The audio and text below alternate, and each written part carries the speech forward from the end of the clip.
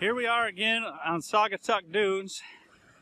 We just flew near infrared, about 100 acres. It took one flight, which was amazing, with the M200 with an X4S conversion. But we lost one of our ground control points. One of our propeller aerial points are gone.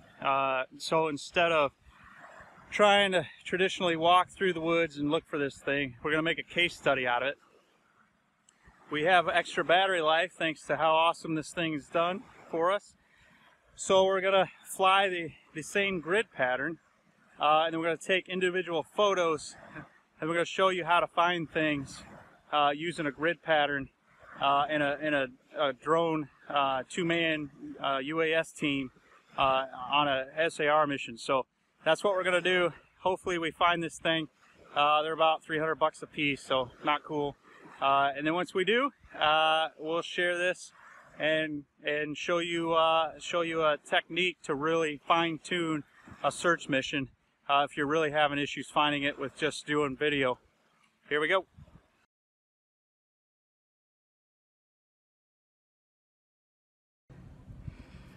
So right now I'm doing the flight. We're about 15% done, 5 minutes in. It's redoing the grid pattern.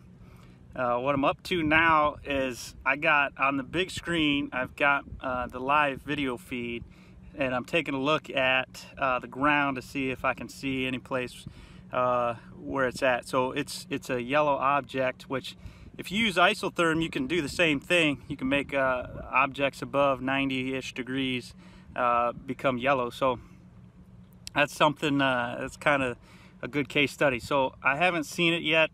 I haven't seen any abnormalities on the ground. So we're still flying. It's also taking pictures every second. So if I don't find it by watching, then we can go back and we can get on the computer, and my buddy while I go back up and fly can be searching that last grid pattern. So this is kind of the way, one of the most methodical ways to do a search, aerial search in rescue.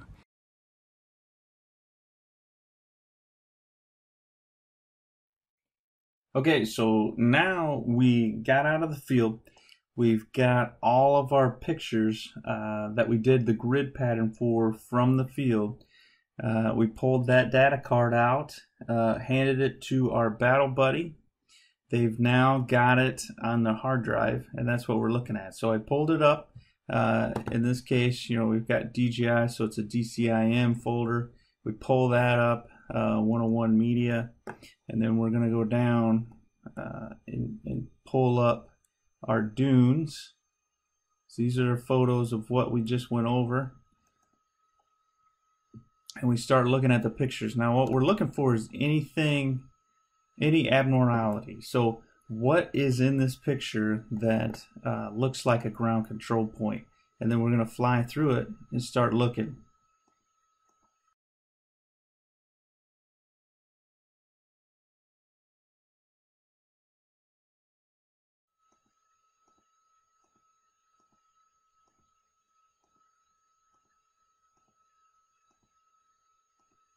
So what I'm looking for right now is I'm getting into seeing if there's anything in this environment that sticks out. So right here you see this, that's one of our ground control points. That's one that we manually place, so that's not the one we're looking for. These are ones that are permanent. So I'm going to keep going. And you can hear me clicking through this because I'm going as fast as I can. Now, if you were looking for somebody or person or something like that, it'd be a lot quicker because, anything that has a color change would be a lot easier as well. So this, what we're looking for is a black and yellow ground control point.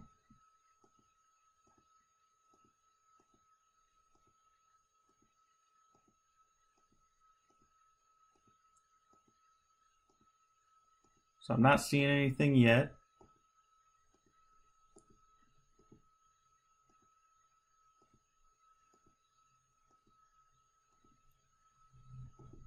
Now there's 300 some pictures taken, so it could be at the end of this. or hopefully it's in the beginning. We can see the pattern that our aircraft flew too, and it just goes right in order. So this is the northern end of the field we flew.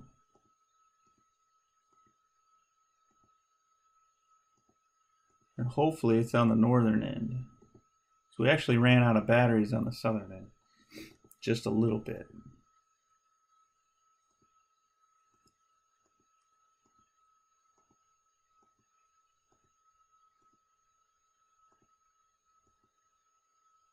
Another thing you can look at is normally I'm doing ground control points off the path. So you see here, that looks like something. It kind of looks like our ground control point, but that's probably a piece of garbage or a piece of trash. So not it.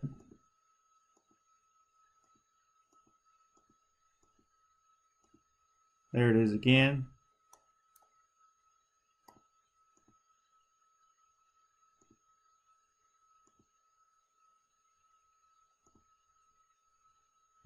Now looking over there, and there's my ground control point. So that's what I've been looking for.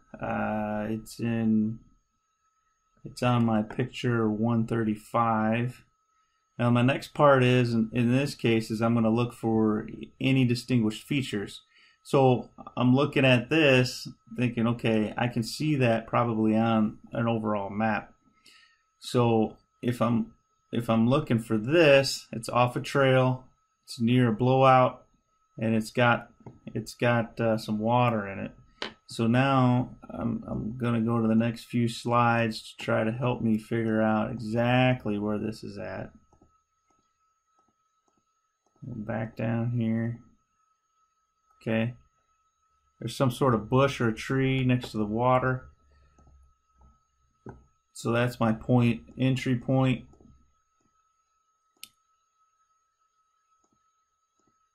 I'm going to go straight in until I get to this. And then right off the trail, I should be able to find my ground control point. So that's how you do it. Of course, this is just a kind of a case study. Finding individuals that move around is a little different, but the concept's the same. So if you really got to search for an individual, you do a grid pattern, take still pictures, hand those still pictures off to an individual that can flip through them on their computer while you continue to fly more grid patterns, and that's your battle drill.